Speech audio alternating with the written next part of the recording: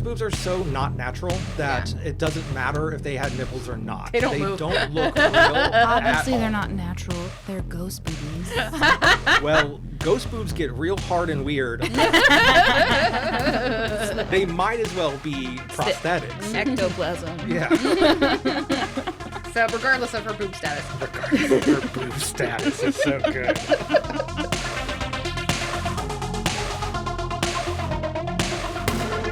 Welcome to another episode of the Creature Podcast. I am Mike. I'm Lindsay. And today, if our calculations and machinations are correct, this episode lands on Friday the 13th. Yes. Happy Friday the 13th. Happy Friday the 13th. Whenever that's coming up. We can't do another Friday the 13th. We kind of just did one, and potentially we're going to do another one for our upcoming Roll for Parts in a few episodes, right? Yes, correct. So we decided, instead of revisiting Jason, to just find a movie with a 13 Yes, in the title. So today we are talking about 2001's 13 Ghosts, directed by Steve Beck. This is a remake of the William Castle original of the same name, the 1960s 13 Ghosts. What do you know about William Castle? Nothing. You know nothing? No. This guy's great. He's the best. He's Zemeckis' favorite director. He's John Waters' favorite director. Waters said he wouldn't be in the business if it wasn't for Castle. Okay. So he, in the 50s and 60s, was a just big cigar chomping director who was famous for getting movies out fast and under budget. They're all horror movies. He was like the consummate promoter.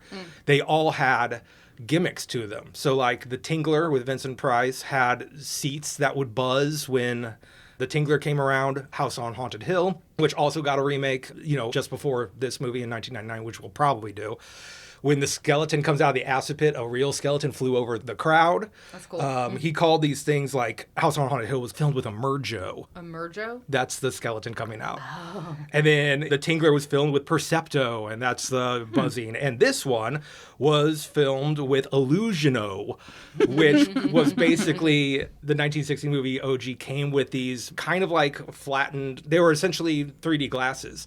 You would look through the red cellophane at certain points of the movie to see the ghosts, and then you could look through the blue portion to make the ghosts go away, which this is a little movie thing that's kind of moved over into the remake. Right. Castle was fun. He was great. He was a big gimmicky goofball. But we're not talking about his movie. No, we're not. We're talking about Steve Beck's movie that luckily Matthew Lillard will guide us through. We can't talk about Castle's movie because people won't get the same vibe. It's just a podcast.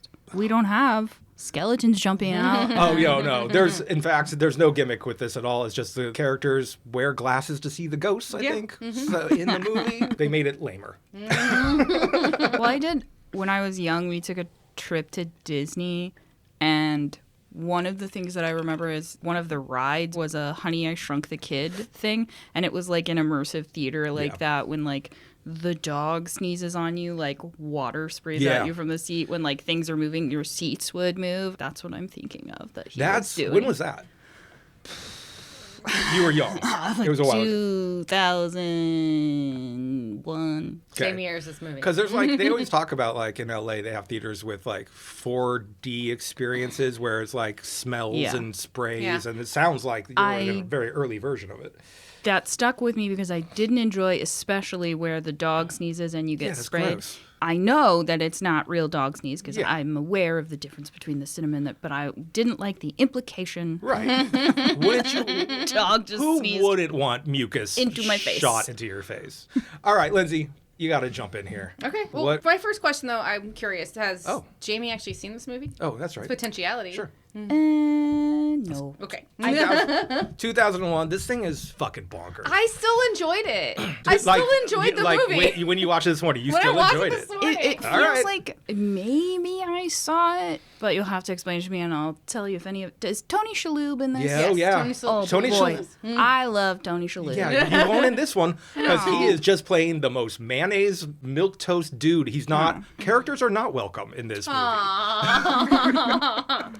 Okay, let me tell you about this movie. We start out in a junkyard. It's gorgeous. It's a very pretty junkyard. This opening scene is so good. Yeah, we see like broken police tape, high piled cars. There's still a car hanging from one of those magnet things. Yeah, and it's like all like set up against the like night sky. Yeah, everything's blue toned. Yeah, it looks except for the like police tape. if Scooby-Doo was super, like, was rated R, this would be like the background of Yes, it. It's yes. so good looking. So then a big tanker truck breaks down the fence and drives into the junkyard, and they're followed by black SUVs with some sort of logo on it, but I didn't read. Yeah, there was an interesting logo on it but that I never didn't came back. care to. So I have found watching a movie on a DVD versus Streaming, it's harder to rewind, and Oh, so sure. I just don't. I pause more. yeah. So I wasn't going to go back and look at that logo. So I think I'm going to go back and look at it because this is obviously supposed to be a Bureau of Paranormal. Something. It's like a militant I think it's stream just of, his goons. I don't think of it's anything ghost else. hunters or something like But anyway, so these guys hop out and they're wearing like shiny vinyl black rain jackets, and everybody's shiny. It's hilarious, but they're all definitely goons. They rush to set up a bunch of equipment, and then in comes a Rolls Royce that. and 1932 Rolls Royce Phantom. It Okay. is the coolest car. it's a very nice car. She just placated you. It's a very nice yes, car. baby, it's a nice car. Well, and a man in a cape steps out of the car, and then Matthew Lillard steps out of the car behind him. The man in the cape, it's a low shot. He steps out. It's like the cape. It's red low on the shot. inside. This is F. Murray Abraham, who's a better actor than this is. Than this movie? This is beneath him. Yeah. But that's why they're giving him all this bravado. So he was in Scarface and Amadeus and a bunch of like profound, bigger, better movies. But here he is in ours, and the person that this movie deserves follows him, Matthew Lillard. Yes. Last night I was like, has Matthew Lillard just guided us through Horror? Yeah. and like all through Yeah. the late 90s to today? I never thought of mean, it like. He was also really great in the show Good Girls, which got canceled. No, Stupid. I didn't know. Yeah, he was Just a- Christina Hendricks' husband. Yeah, just a dopey, stupid husband. He's doing a bunch of stuff. There's like a renaissance of him lately. He's produced a couple shows that are horror themed. Dungeons and Dragons show also. He's got some sort of game thing going on, right? He did that weird cake show, didn't he? No. No. Well, maybe. Oh, is it cake? No, the Halloween one. There was like a There was a cake murder show. cake. There or was a something like murder that. cake show. There was that. Yeah, there's been a lot of Matthew Lillard lately. So for is sure. Matthew Lillard our Scream King? Yeah, why not? Why not? I mean, I love Matthew Lillard. And you gotta remember, he's also Shaggy. He's Shaggy. He's Shaggy also, so like, that's for like horror- 20 That's years. like Horror baby and Jason. horror Yeah. and Children's horror. children's horror. And then now he's doing some serious roles, and he's gonna be back in this new Scream movie somehow. He is which somehow. We'll see how that happens. Not great. but whatever. So, anyways, it's So- stormy. It's windy. Matthew Lillard falls against the car, rubbing his head. He's a psychic of some sort. He Yeah. has some psychic powers. Yes, here. he has some psychic powers. Cyrus asks if it's bad tonight, and Dennis, his name is Dennis, confirms that it's really bad, and it's like he's breathing down the back of his neck, and he should get the fuck out of here. Yeah, this is a bad place. Yeah. And Cyrus just goes, noted. Noted. Noted. He doesn't Cyrus care. is that's F. Murray. Cyrus Abraham's has character. a goal, and he doesn't care who he loses No, in the way he's there. a collector. Yeah. So Dennis tries to take a pill to like cut the edge off of the psychic powers, and Cyrus knocks it out of his hands and tells him He needs to he's stay like, sharp. I need to know where he is. And so Dennis basically like hovers his hand over the ground to kind of like read the junkyard.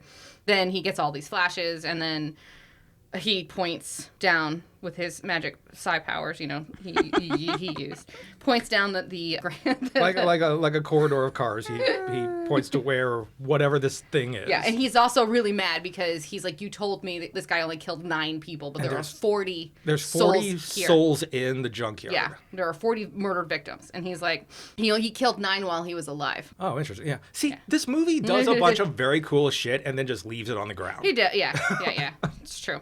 So Dennis has pointed where it is, and then so Cyrus is like, bring in the cube. So then a big crane has this glass and metal cube thing. It looks like an elevator shaft, like an elevator. It's looks like a glass definitely elevator. the inside of a glass elevator. like yeah, at the mall. Like this is my problem with this I movie. hate glass elevators. Yeah. This is my problem with the movie top to bottom is that there's so much cool shit in it and it's aesthetically garbage. Yeah. I hate this mall elevator aesthetic, which the entire house is made of this. Yeah. Later it will get there, but hey, I did my tagline. I just feel like if it was like a more traditional spooky ooky house, this would look a lot cooler. Yeah. So Dennis has gotten a little, like, I guess he's thinking that Cyrus is hiding something from him. So as a psychic, he puts his hands on Cyrus to get some flashes of what's going on. And Cyrus is like, I don't remember exactly what he said, but he was like, Neither do I. watch yourself. I don't even remember if that comes to anything. It just shows flashes of the house later that we're going to see. Sure. And the weird device and stuff like that. So then 2 people are found by the goons. They're trying to stop Cyrus from capturing all the ghosts. Right. So a couple comes in, and they're like a rival ghost hunting team? Yeah, I wrote good witches, ? Good witches? Yeah, because they keep talking about spells. Sure. They keep talking about spells, so I'm like, good witches? It's just like a rival couple that are also ghost hunters. Yes. And then they yell, you're never going to pull it off without the right spells and the 13th ghost. Right. Yeah. And we don't know what that is. And he's like, get them out of my sight. And so Dennis chases after Cyrus as he goes into the junkyard. And he's like, what do you mean 13? You only contracted me for 12. There's only ever been 12 that I'm supposed to hunt down for you. And Cyrus basically just ignores him and says, like, release the bait. The whole time, Matthew Lillard's character is running around like, what the fuck are you talking about? He's just, like, constantly, like, struggling to keep up. So, and the bait is... that tanker truck. Is a tanker truck that just drives in spraying blood all over the place. It's a tanker truck also full a of thing blood. that doesn't make a lot of sense. No, it's a lot of blood. Yeah. Doesn't come back? No. Are we trying to attract a ghost shark? Yes. Is that what we're doing? Yes. I guess this guy, the Breaker, which is what his serial killer name is, is... in the original 1960 movie, there is a ghost lion and headless lion tamer as one of the original ghosts. I love that. So it could be a ghost shark. Okay, so Cyrus puts on a pair of lit-up glasses, which are our ghost glasses, and then orders the cube to be powered up. And then a recording of Latin on a reel-to-reel is started, and everyone starts looking around for what is about to happen. Yeah, they're like... just some Ghostbuster shit. Overly complicated. Then suddenly a stack of cars gets knocked over, and then the goons start to run and get murdered gruesomely, like sucked into cars. Yeah, folded in half and being pulled into a trunk, stuff like that. It's pretty bad. It looks great. We see this big ghost guy throw a car and chop a goon in half. And then they all start running in panic, okay? Yeah, basically this ghost And then one of them runs into the cube because he wasn't paying attention to where he's going, and the ghost follows him into the cube. Yeah. The bait was the goons, Sure. More than the blood. I mean, I don't know why we need a tanker of blood. That seems like a complicated and expensive Some thing sort of trigger? procure. I don't know. Yeah. So the ghost follows him into the cube. They close it. He murders the guy. But the ghost is trapped. The ghost is trapped, yeah. In the aftermath, one of the good witches is dying. I love that you just decided they're witches. Yeah, I decided they're witches. Fine. They don't. What else are they? I didn't know what they were. There was no explanation. And then Cyrus's neck has been severed with a piece of metal. So you see Dennis. He goes, oh, man, Cyrus. Yeah, he's apparently dead. And thus ends the best scene of the movie. We are 5 minutes in, and we have the rest of it to go. It was one of the best scenes in the movie. Agreed. Yeah. That would have been a much more fun movie to watch them just hunt ghosts. But, that whole, But by the end of that movie, we would have hated all of them.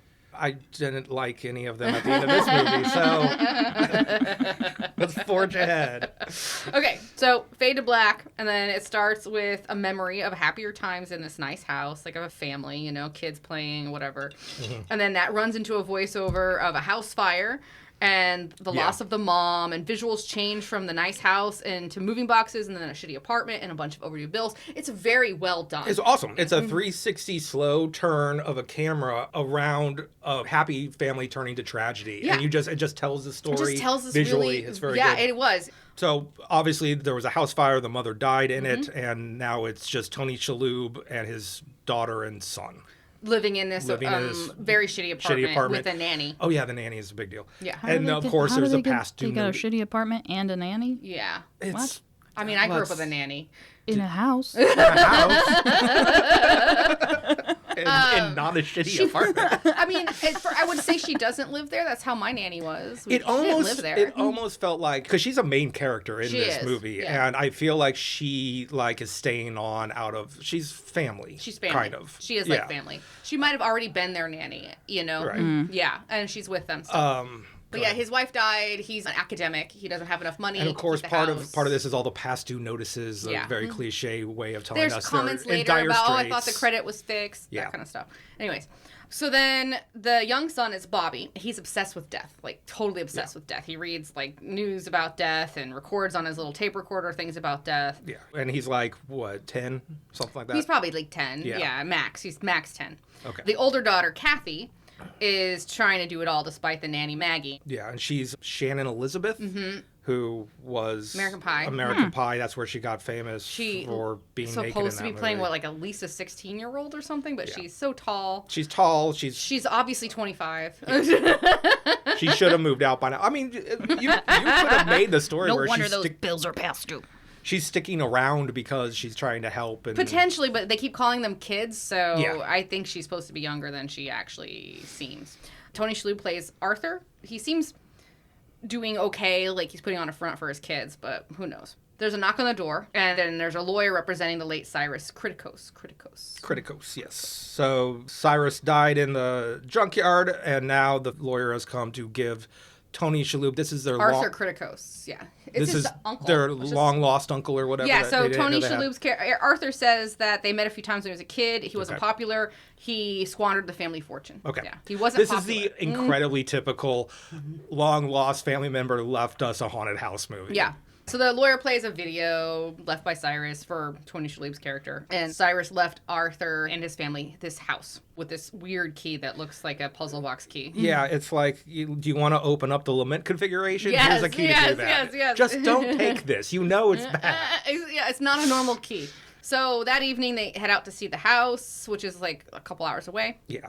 And it's in the middle of nowhere. There's not a neighbor for miles. Yep. Great. Place called Willow Grove. So then we flip to the witch lady that survived out of the witch couple. The guy died. The lady, Kalina, her name is Kalina.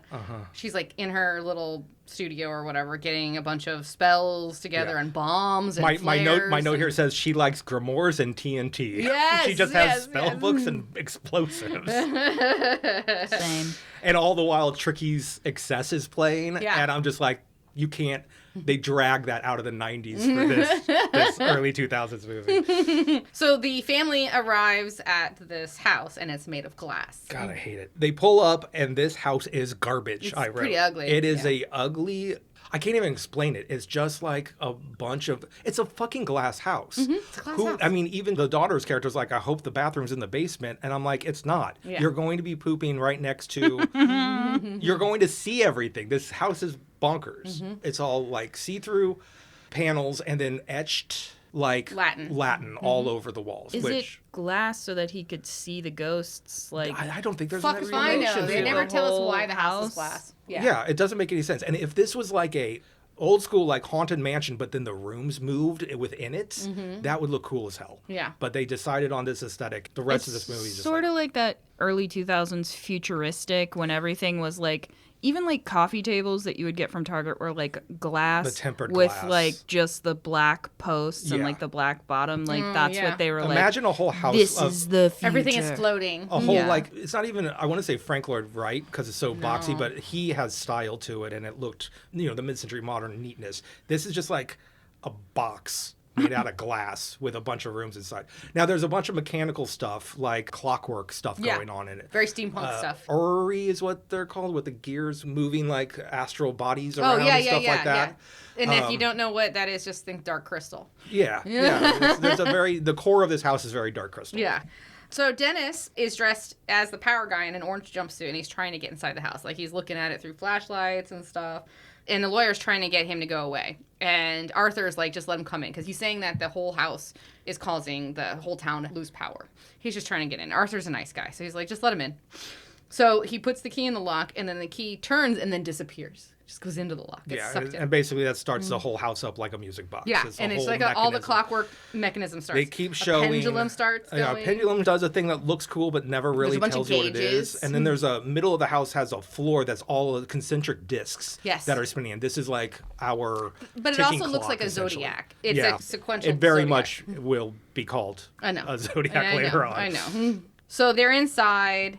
The house lights up. The wheels start to turn. Glass walls open. They walk in, but then the glass walls close behind Close them. behind them. Then they can't get back out. But There's which a- only Dennis seems to notice that the walls close behind them because everybody's still like in wonder of Yeah, this they're house. in awe of this Yeah. place. There's a samurai suit, which is going to be a ghost later. It's It's not. not. Is There- it like a callback to the previous movie, the first movie? I don't know. I know there's not a samurai in the OG that I can recall. Okay. There's I don't like know. the lion tamer. There's a chef who's killing his wife and his wife's lover. There's a kid There's There's a kid in this one, too. Yeah, there's a kid in this one also. Anyway. Okay, anyways. Boy, I wish this one had a lion tamer and a lion. Right? That is when I read that, because I watched the original, but it's been a long time, and I don't remember the lion, but I'm like, a ghost lion's cool. Well, you should have that. But no, there's a samurai suit. We're going to have that. No, we're not. So it's just like, again, this movie keeps putting stuff in front of you and being like, nah. Okay. So as the family's exploring all the treasures, because in the front there's just a bunch of treasures everywhere that Cyrus left behind, Dennis is looking around. Yeah, and the treasures are more like telescope-like Little thing. There's like Chinese books. It's Yeah. all sorts of just treasures. And then Dennis is like, Cyrus, you crazy son of a bitch, what did you do? Like, he knows something's weird about this whole house. So then the center room looks like a giant zodiac and the wheel with many levels, and just the center of the zodiac is spinning. Right. This is a Layer 1 is spinning. Yeah, a time clock where as it starts spinning throughout the movie, you're like, oh, we're More getting and more closer layers, to the yeah. finale. Yes. So then Dennis asks the lawyer where the basement is so he can leave. Arthur has to sign some papers and tells the rest to stay and not move.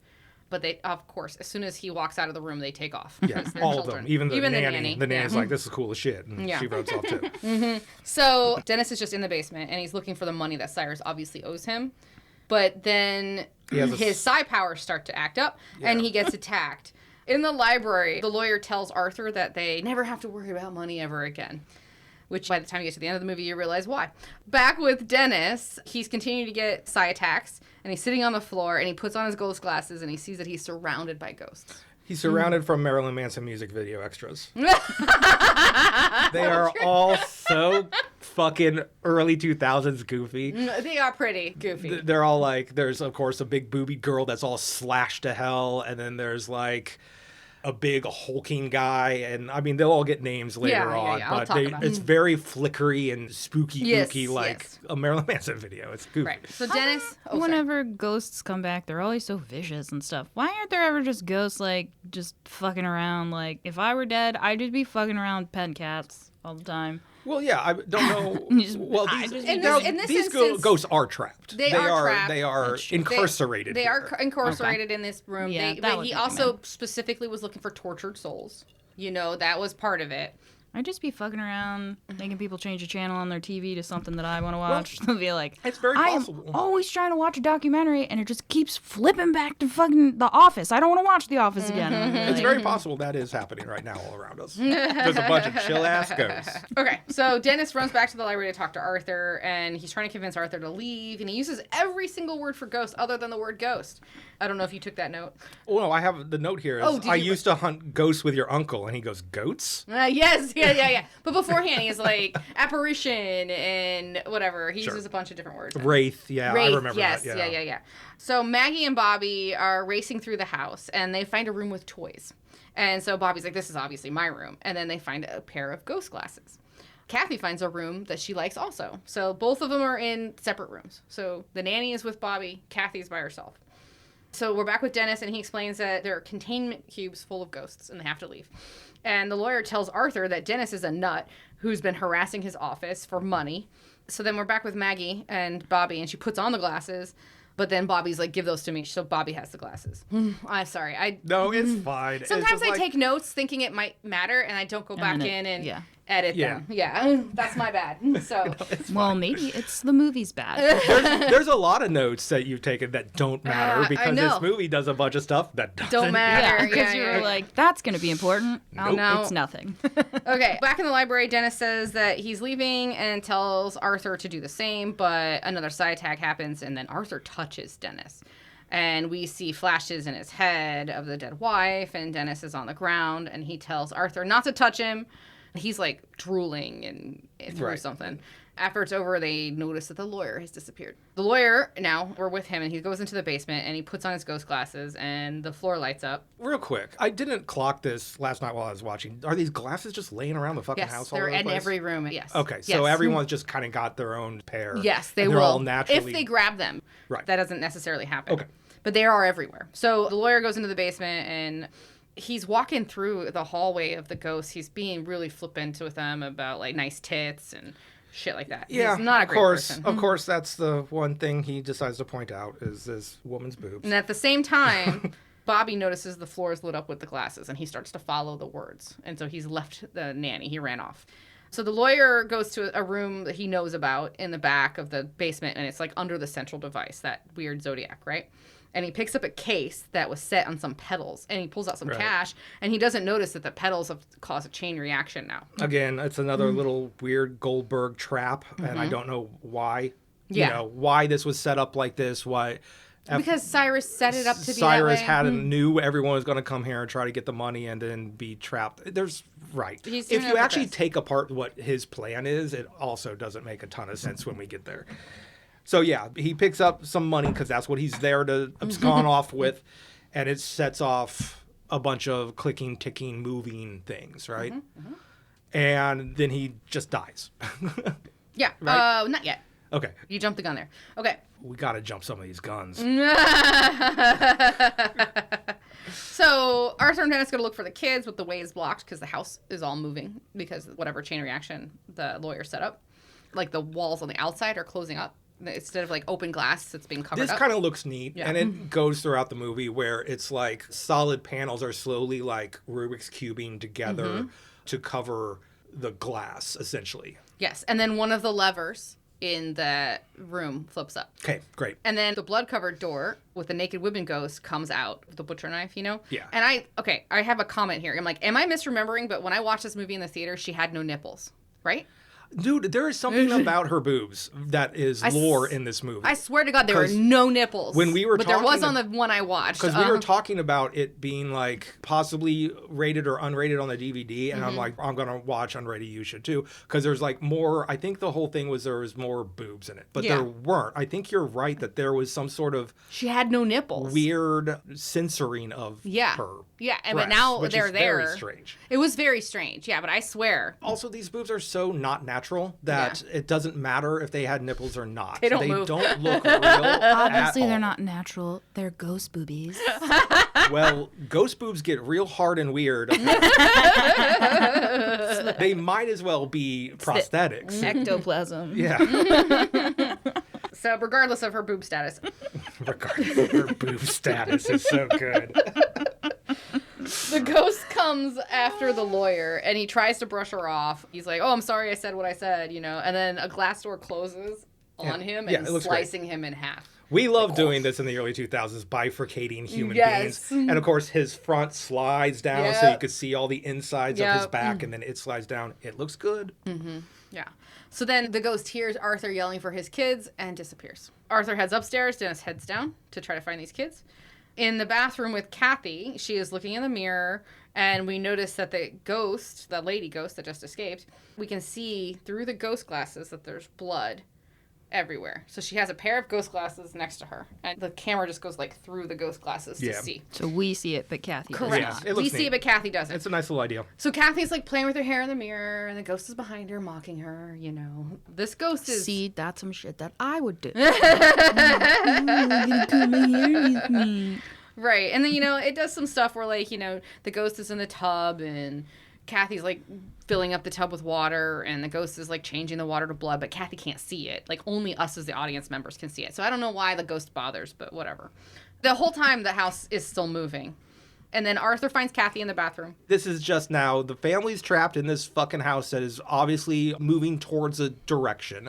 The mechanisms are going to some eventuality, and they're in various states of figuring that out. Sure. There's a lot of like collect 'em all vibe to it too, because we're going to get to like the ghosts having vague stories built in. Maybe, yeah, a just little by bit. looking at them. It's okay. So in the early 2000s, around the time this movie came out, Todd McFarlane, creator of Spawn, started doing a bunch of action figures, and they were like more detailed than your normal action figures. And he started with his comic book characters, and then he started getting licensing through like Clive Barker was one. So suddenly there was these very detailed fucked up action figures that were like Hellraiser-esque Sure. type designs. Almost all these ghosts, I'm shocked straight up that like they that? are not Todd McFarlane action figures. Okay. So right now, Arthur, Kathy, and Maggie are together. And Dennis is in the basement. Bobby is missing by himself somewhere. What the fuck, Bobby? Another lever lifts. So now we're with Bobby. He's like on his little scooter, and a door slices open two stairs going down to the basement. And we hear whispering, down here, come down here and play. And Bobby thinks it's Maggie trying to, like, get him down there. And he actually literally picks up his scooter and starts to go down the stairs. But then there's another voice telling Bobby not to go down the stairs, to stay upstairs. Arthur and the girls try to leave, but the doorway is shut. They actually try to leave the whole house. Right. You know, he's like, go right in the car, but they can't leave. The doorway is shut, and Arthur, like, literally picks up a chair and, like, bangs on everything. That's what I was going to say. I was like, wouldn't anyone try to just break out of a glass house? There's an exposition moment for that, so I'll get there. I mean, the house is designed as such as it does not look breakable. It doesn't. It looks like plexiglass. It's like bulletproof, and it's thick, so the chair falls apart, and then you see Dennis, who is no longer in an orange jumpsuit. He's dressed very 90s. Dennis is in a chair telling them that it's no use because the house is sealed up, and Arthur makes him come with them to find Bobby. I love the idea of losing someone in a glass house. It's so tedious. Well, that was a line in the movie. That literally is. It is a line in the movie. I made a note of it. At least with a glass house, you sort of have a direct line of sight. You can just, like, sweep the floor. Yeah, he's down there. You're like, he's not in here. But the amount of walls, and they keep shifting, and they're covered in Latin. I mean, I'm being a little flippant, but it is kind of funny. They know that because they need it.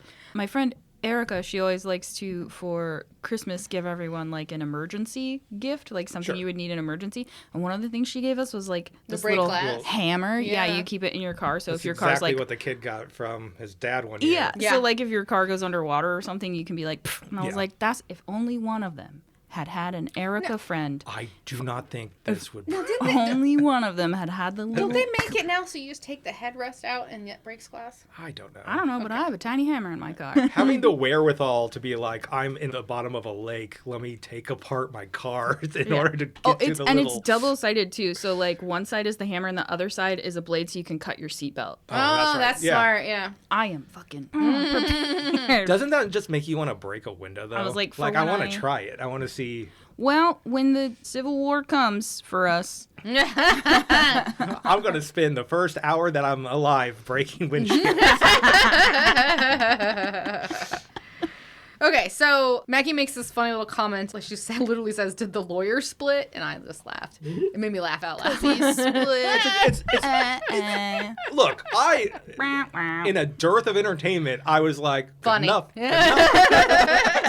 Okay, so there's more movement on the device, like 3 levers lift. Bobby is in the basement, yelling for what he thinks is his sister and Maggie to stop hiding. And we see the legs of a ghost behind him. And then we have an exposition moment. Upstairs, Dennis is explaining that the glass is called Ectobar glass, and it's shatterproof and soundproof. Wow, I totally did not get that. And then I was very in my cups doing these notes.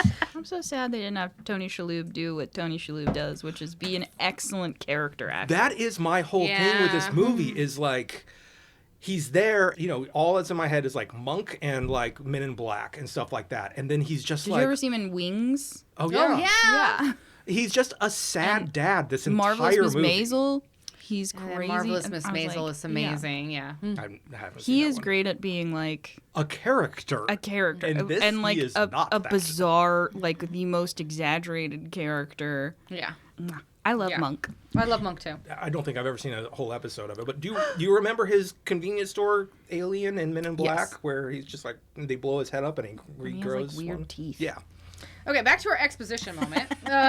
So the Latin is containment spells, and the supernatural world has its own rules. Whether written or spoken, the ghosts have to obey whatever the spells say. Sure. So no matter what, the ghosts have to follow the rules, That's which not is blowing dumb. any minds here. That's technically what a spell is, right? Yes, but they're explaining here. I have 3 exposition moments where they just start explaining things for no reason because this movie is sloppy. They were like, we can't show you, or we won't show you, so we'll just tell you. I mean, it's annoying because they showed the whole, like, tragedy of this family with just It was without beautiful. telling. I know. Like, And then there's moments in this where they have it, and then they just lose it. Fail elsewhere, yeah. So Bobby finally sees the ghost behind him, and it's a strangled woman, and he takes off running and screaming. Then he finds a severed head and a torso covered in saran wrap, and he's running even further. Flopping around. And I'm like, that ghost is the most harmless ghost. Yeah, it is. It's just a torso. But it's scary for a little boy. It would be scary for me, but I wouldn't be like... That feels like someone you should stop and be like, hey, man, you need some help? I mean, if I just found a human torso laying outside of my house, I would not be happy. So I'm not saying that. I'm just saying it's not a threatening ghost. Right. So then Bobby runs into a glass wall and knocks himself out. That's actually pretty funny. I like seeing this kid hurt. So, upstairs, Dennis... Take that one. Like seeing this kid hurt. He's obnoxious, man. He's obnoxious, that's true. Upstairs, Dennis had given Maggie his ghost glasses, and she noticed more writing on the floor. And then he takes them back, and he's like, oh, those are hidden barrier spells. Why does Cyrus need that? Arthur heads downstairs, and Dennis freaks out, because he's like, no, I told you, there's ghosts down there. And Arthur agrees to pay Dennis the money that Cyrus owed him if he helps him find his son. Dennis should just help. Come on, Dennis. You're trapped in here. Who cares? What are you gonna... I have better things to do. I'm going to go make myself a sandwich. Sit down. You know what? Maybe he hates Bobby, too. I guess I might have just sat down. Bobby wakes up from his knockout moment, and he hears a voice. You need to get out of the basement. You need to go upstairs and put on those glasses. He puts them on, and then he sees his mom. That's what I was saying. I was like, is it his mom? Yeah. They trapped his mom? Yeah. That's fucked up. Yeah. Yeah. That's So. part of the plan. Yeah. So then Cyrus is there, and he grabs Bobby. And I'm like, is Cyrus dead or alive? Right? Yeah. Is he? Do you have an answer for this? Yeah. Is he alive? Yeah, he's alive. Right. So, But not at this time. We don't know that. sure. because he's got his glasses on. And Except for like... he grabs fucking Bobby. That's my thing. I just assumed he was alive the whole... He's been alive the whole time. Because he doesn't have any of the glitchy weirdness of the ghost. No. But in the beginning of it where he quote-unquote dies and he has his throat cut, he's wide-eyed death staring up there. Like, Pretending. it's as lame as fake out. No one's watching him. He doesn't have to pretend it for anybody. Well, Anyway. no, Matthew Lillard character was right there next to his dead right, body, so... What is the point of faking your death in this story? Because that's how he gets his nephew to the house, so that he Why can would get he him... just Yeah, you're right. invite them? Invite them. Because... Come on over. There's reasons. Fine. I'm sure I'm being obtuse here. I'm being a bitch for no reason. Okay. Because I'm not having a good time watching this. Why am I going to pick apart 13 ghosts? Yeah. All right, well, the two split up. So it's Maggie and Dennis and Kathy and Arthur. Okay, they split up to try to find Bobby. So Dennis shows Maggie the ghost through the glasses, and it's a big guy that pierced by giant nails. His name is the Hammer. It's very obvious. It's borderline. So it's, what is the... Don't think his name is the Hammer. I'm sure he has a regular name. Well, and he's a big black man, and what his is archetype is the Hammer. What is the American folklore of putting building the railroad? John Henry? John Henry. Yeah. So it's a big black man with a bunch of railroad spikes through him, and they call and him a the hammer for a Hammers. hand. And you're right. So they're like, how does that make you feel? I don't know. How does that make me feel? How does that make you feel? Right. As Dennis is talking about this ghost, the Hammer is listening. And Dennis takes the glasses, and the ghost actually takes a nail from his head and, strikes at the glass.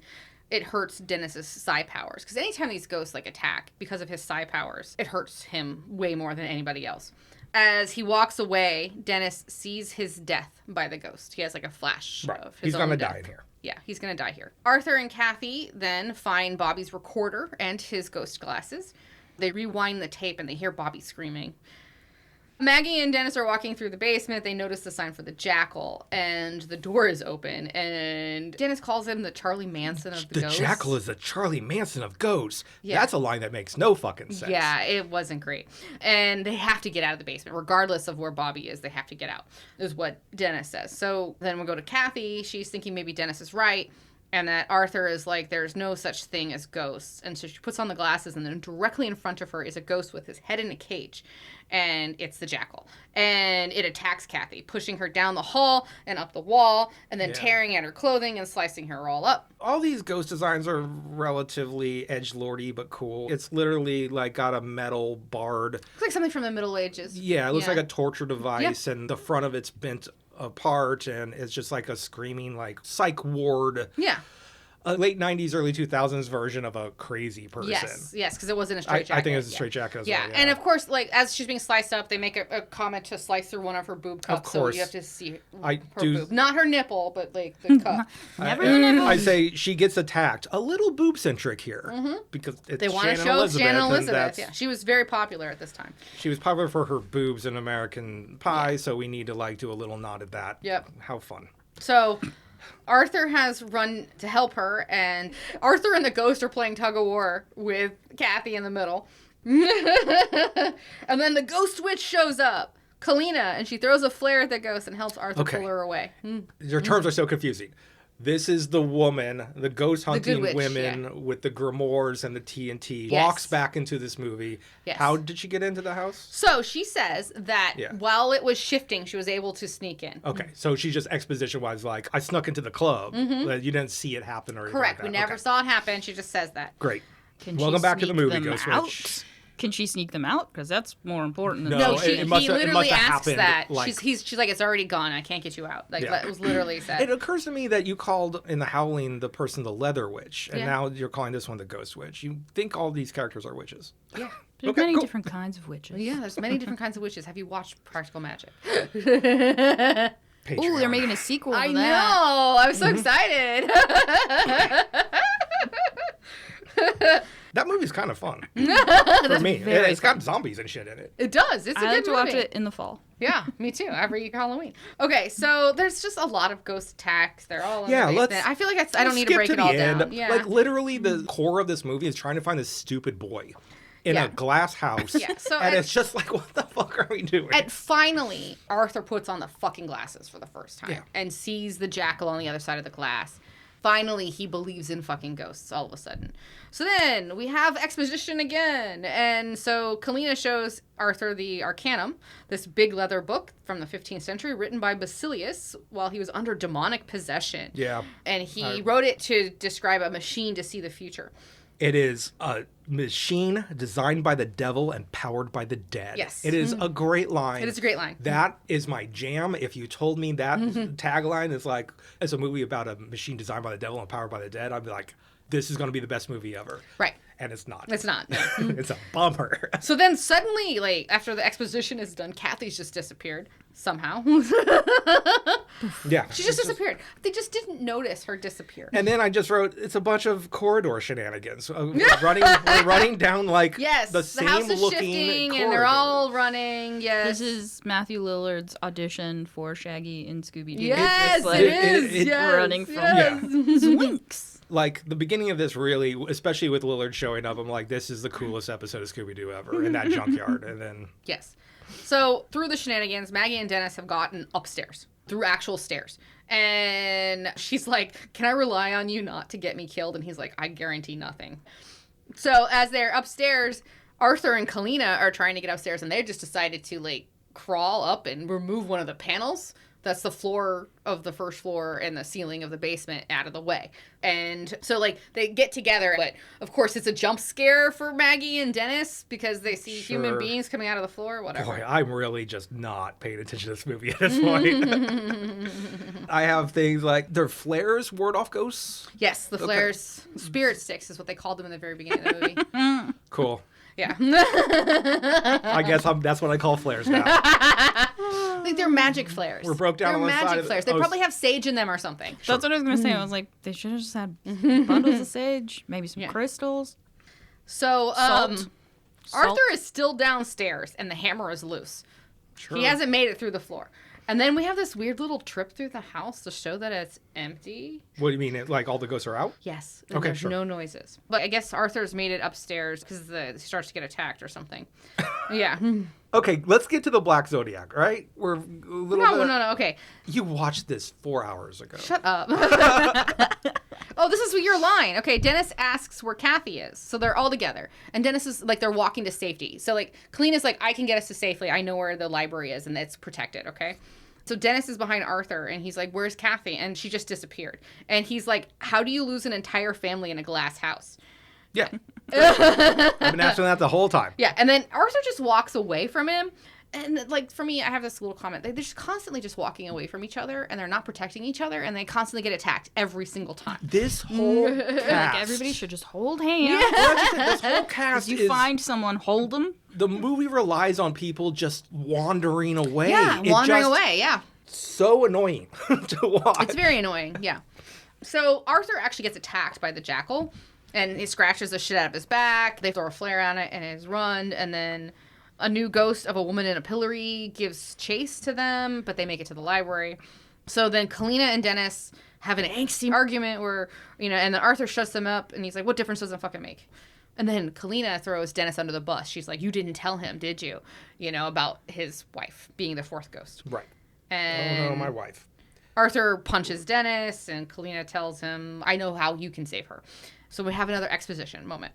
This is the Black Zodiac, right? This is the Black Zodiac. So she opens the book and tells us about all the ghosts that Cyrus needed to catch, one by one. The firstborn son, the torso, the bound woman, the withered lover, the torn prince, the angry princess, the pilgrimess, the great child and the dire mother, the hammer, the jackal, and the juggernaut. Now, the Juggernaut looks cool as fuck, and he hasn't really even shown up yet. And Except for he was our first ghost. like...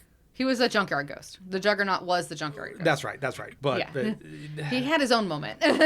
again, someone had so much thought about this bullshit and then didn't use any of it. Yeah, not really. They did instead, I wonder if the money ran out or something, where it's like, we've got lore and we've got... It was only 90 minutes. They did cut the fucking shit out of this movie. So they've they got probably have a characters. lot. There's so much like design because it's like the dire mother and the great child. He's like a giant fat Baby and a tiny she's mom. like feeding him. Yeah. There's stuff all over this movie that's just, instead, we're going to watch Tony Shalhoub be boring and then his stupid family wander through a glass house for 90 minutes. And I'm just like dying over here. Yes. Anyway, so she also explains how the machine uses the energy of these ghosts by releasing them one by one and then drawing them to the center. They power up the machine to open the Ocularis Infernum, the Eye of Hell. There is an eye in hell that can see all, past, present, future, blessed, damned, everything. Great. And he who controls the eye would be the most powerful man on earth. Yeah. Why is that in hell? That shouldn't be in... Why does the devil have that? Yeah, why does the devil have that? Good question. And why is he telling this man under demonic possession how to build it? Well, it's obviously... It's the Eye of Sauron, right? Is that kind of what the Lord of the Rings I'm bullshit thinking is? it does something else, because the devil is going to tell some guy in the 15th century to build a machine using the power and tell him, this will give you whatever you want. Obviously, it does something else, like open a hell mouth so the demons can get out. Yeah. Again, he's a tricky Interesting guy. things to explore. Let's not, though. No. Well, I feel like this movie is like, let's explore the evil of humanity. I feel like somebody who wrote the screenplay of this has an 800-page, like, this is his magnum opus, and then he just wept at the premiere of this movie because his great work was condensed to bad fake boobs and Tony Shalhoub. He's like, this wasn't what I wrote. Yeah. Yeah. This is a defeating movie for me. I completely understand. So Matthew Lillard's character, Dennis, he's like, Cyrus mentioned a 13th ghost. And so she talks about the 13th ghost, and it's called the Brokenhearted. And the 13th ghost uses the power of life, the power of love, to short-circuit this system. Which and you know what this is Tony going to be. Shalhoub. Yes, Arthur is the 13th ghost. His love is going to be the linchpin of this whole thing. He has to jump into the eye to save his kids. Arthur and Dennis decide to go out one more time to find his kids, and they take a piece of the spell glass with them. Yeah, they take apart a piece of glass as Like a the ghost shield. shield? Yeah, like a shield. And then the girls are going to go to the machine underneath and try to blow it up. That's what they're going to do. While Just do that. yeah. Just do that. You got TNT. On the way, they find the sliced up lawyer. So Dennis and Arthur are attacked by the Torn Prince through the glass. Maggie spots Cyrus in the room under the machine. And she's like, the flare's not working, Kalina. I need your help. Because fucking Cyrus isn't dead. And then Kalina knocks Maggie out with a book. She's bad. She was not a good witch. She's a bad witch. And then, oh God, okay, my comment here was, what a pathetic woman. She kept saying, why are you so mad at me? I did everything you asked. You're not mad at me, are you? Like, the entire time. she like runs at him and kisses him, and he just like shoves her away. Like, yeah, oh my God. My note here is F. Murray Abraham shows his ghost, and this bitch betrays the nanny. So the hammer has come for Dennis. Yeah, it's time. It is time for his death. This is a good line. I like this line. I guess there's a back and forth. Lillard's going to sacrifice himself for Shalhoub.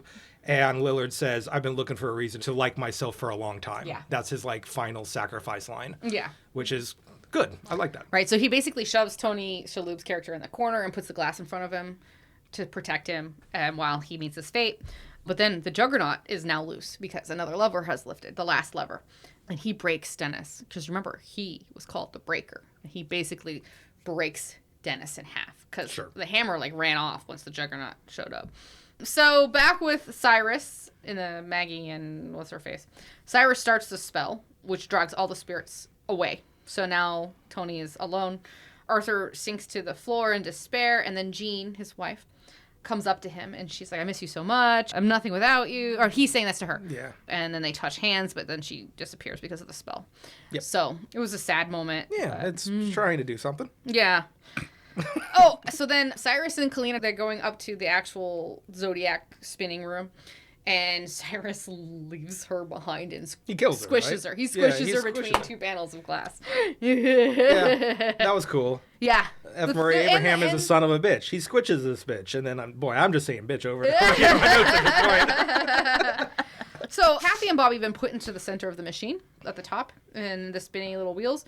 And the wheelie things are going above them. They're like in the middle. I mean, this all looks pretty cool. It looks neat, yeah. It's got a bunch of gears, and like if you've ever seen an orrery of the meshing of the gears and the rings kind of like moving around each other, it looks cool. Mm-hmm. So Arthur has reached the scene and he sees it all. He's seeing the swirling things, his kid in the middle. He sees all the ghosts surrounding the whole thing. They're standing in a circle, like in their spots, because like all the mark symbols for each archetype. They have marks. They have marks. And then he sees Cyrus down the hall, believing he's a ghost. And he's got the fake blood and the cut, and he sees it all. I do not understand why everybody thinks he might be a ghost. He doesn't look anything like the rest of the ghosts. He doesn't. So then we hear Kalina talk about the 12 ghosts, and we see each one identified around the circle. She talks about, like, you know, the broken child or whatever, and we see the faces of each one while Arthur is counting on his fingers. He's going through it in his head.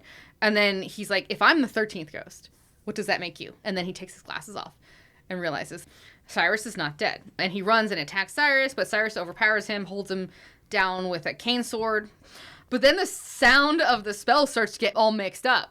Like a DJ where they scratch the record. So silly. Jesus Christ. The nanny does some turntable nonsense, yes. I say. So Maggie is at the soundboard and she's messing with all the settings, and then Arthur swipes the blade away and Maggie removes the spell from the player, and then she starts slamming levers and the house starts to freak out. So like she's making all the levers go nuts and the machine is all freaking out and the house is all freaking out. And then the ghosts have all surrounded Cyrus. So Cyrus is on the ground. You can see all the heads of all the ghosts surrounding him. At this point, I'm just calling Shalhoub Shub. So then the ghosts pick up Cyrus and then they throw him in the machine. Okay, so you have the two kids in the middle and you have all these blades whirling above them. Yeah. And they throw a live body at it and he gets cut into pieces. There's no blood. Like, these kids should have been rained with gore. None of that happens. I mean, yeah, that's disappointing. It just like cuts all the bodies. Yeah, it was magic. Ghost shit. Magic ghost shit. Yeah, it was dumb. That was dumb. Yes, Michael, that was dumb. So then we see the ghost of Dennis. He tells Arthur it's not over yet. He can still finish it. Yeah, of course we got Ghost You still have Lillard the power. showing It up. just matters on how you use it. Go save your kids, which is what he says to him. And I'm like, oh, what is he going to do? And all he does is jump through the whirling blades. Shub jumps for no reason. Yeah. Everything explodes. Just to hold his kids while everything blows up. Because now, I guess Maggie set the bomb off or whatever down. Everything just starts blowing up. All the glass, every single piece of glass in this house is now gone. It's all gone. The kids in Tony Shalhoub are fine. They had dynamite for half this movie. If this shit would blow up the glass, you think that the bomb, you could have just put it on the side of the house and blown it up. Could have. An hour ago. Yeah, and then get out. Yeah. Oh, she was a bad guy, though. She was a bad guy. She was a bad guy. Dynamite. She was a bad guy. Boy, never mind. This movie's tight as a pin.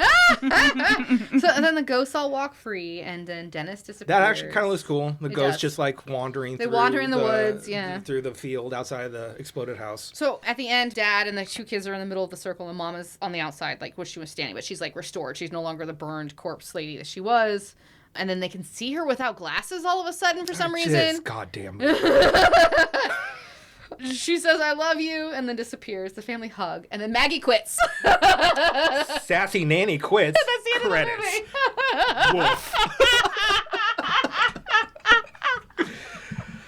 Okay, I have to say, I love this movie. That's and great. I did not hate this movie. I love your love. Look, hey But guys. you're right. It's not a great movie, but I can't Also, let go of the nostalgia of it. this was the hardest movie to talk about of every episode we've done so far. It was hard. It is a rough movie. It is a rough movie to talk about. It was very because rough. it's a whole lot of nothing. Yes, and I'm constantly like, I don't need to say this. I don't need to say this. Yeah, and it really leans on you liking this weird moving glass house because it's just constantly kind of like getting your attention and whatever, but you can't talk about everything about this movie is things I love, like the weird ghost Zodiac. I mean, the puzzle 100%. box. I like puzzle boxes. I wish it looked cooler.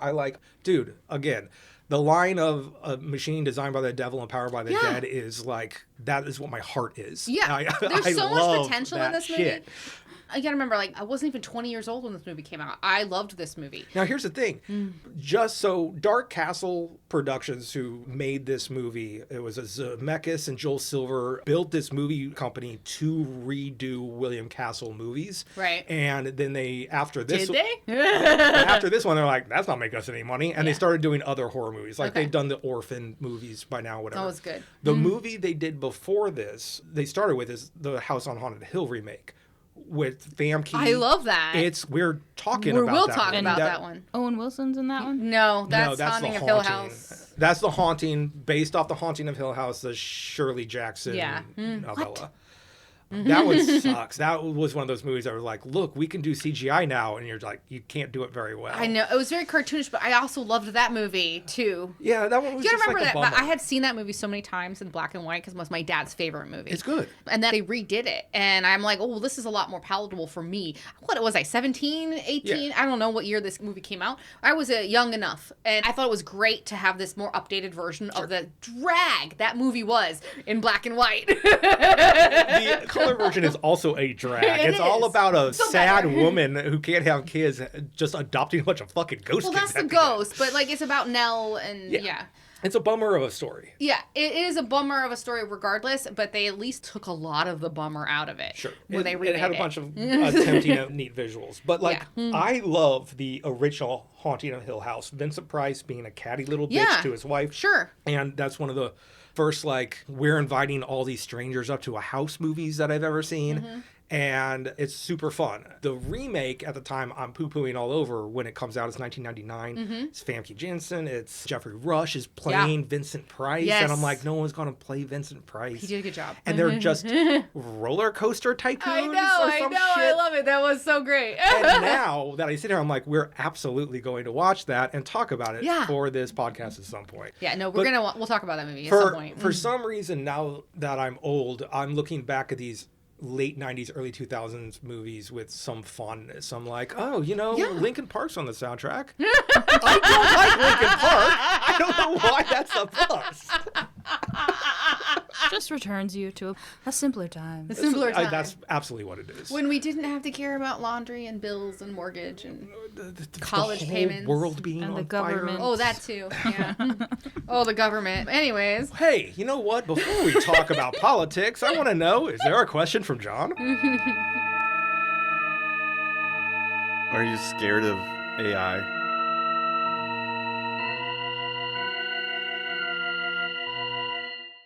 Yes. Oh my God. Shut it down. Let's talk for 2 hours. It is the worst thing that has ever happened by using all the accumulation of our data for the past 25 years. it offends me in such a deep level that all these talentless, boring losers are calling something art that isn't art. I get so furious that my talent, which is substantial, is being dragged with everyone else's off the internet and being used in some little way for utter fucking bullshit. The only plus about AI is I need to get off its ass and fucking end us, because that's all it's good for. Yeah. Let's get to it, Skynet. I feel like it's definitely a flash in the pan. I don't think in the creative world people are realizing it's not creative. I told you I have an ex-coworker whose job literally is just to use AI to make t-shirt designs now. Yeah. You know, which why is not? insane. Like, I have my own artists that draw, and then I do not implement AI, but his job implements AI. They all just use AI. And I'm like, you're a great artist. Why would you work somewhere that just uses AI? It's ridiculous. It is ridiculous. You will never see even the tiniest bit of AI used to make this podcast. No. Ever. Not at all. Yeah, that's what I've got in what we use to distribute.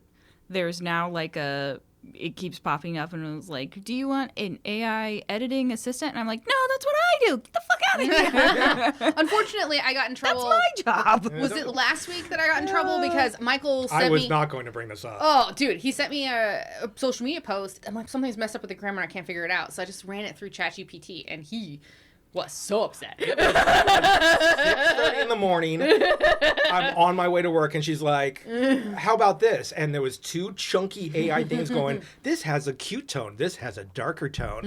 And you're like, do you want to use a part of this or any of it? And I'm like, I will call you when I get to work. Did you read that fucking garbage it spewed out? Yes, it was... Yes, I did. I was just like, don't.